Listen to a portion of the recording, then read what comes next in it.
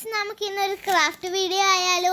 അപ്പോൾ അതിനു വേണ്ടി നമ്മളുടെ കയ്യിലുള്ളത് ന്യൂട്ടെല്ലയുടെ ബ്രെഡ് സ്റ്റിക്സിൻ്റെ ഒരു ബോക്സസ് ആണ്. അത് നമുക്ക് ഒട്ടിക്കാൻ ഡബിൾ സൈഡ് ടേപ്പും കൊണ്ടാണ് ഞാൻ ഒട്ടിച്ചിരിക്കുന്നത്. നിങ്ങൾക്ക് ഡബിൾ സൈഡ് ടാപ്പ് ഇല്ലെങ്കിൽ ഗ്ലൂ ഗണ്ണ് ആയാലും മതി.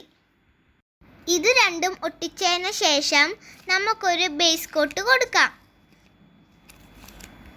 ഞാൻ ഇവിടെ വൈറ്റ് ആണ് കൊടുത്തിരിക്കുന്നത്. നിങ്ങൾക്ക് ഇഷ്ടമുള്ള കളറ് നിങ്ങൾക്ക് കൊടുക്കാം. ഞാനിത് ഒരു കോട്ട് അടിച്ചതിന് ശേഷം ഒരു കോട്ടും കൂടെ കൊടുത്തിട്ടുണ്ട്. എന്നാൽ മാത്രമേ അത് നീറ്റായിട്ടുണ്ടാകൂ. എപ്പോൾ എനിക്ക് ഫ്ലവേഴ്സ് വരയ്ക്കാനായിരുന്നു ഇഷ്ടം. അപ്പം ഞാൻ ബ്രൈറ്റ് കളർ കിട്ടാൻ വേണ്ടി റെഡ് ഫ്ലവേഴ്സാണ് കൊടുത്തത്.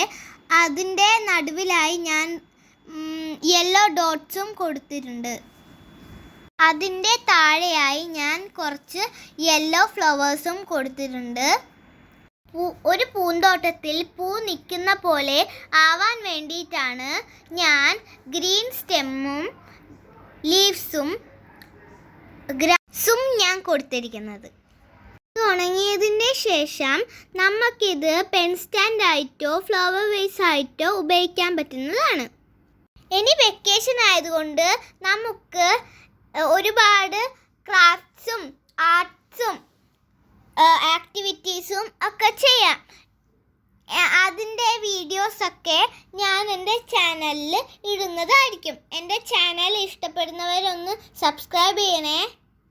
ഇതിൻ്റെ ഷോർട്ട് വീഡിയോ ഞങ്ങൾ ഓൾറെഡി ചാനലിൽ അപ്ലോഡ് ചെയ്തിട്ടുണ്ട്.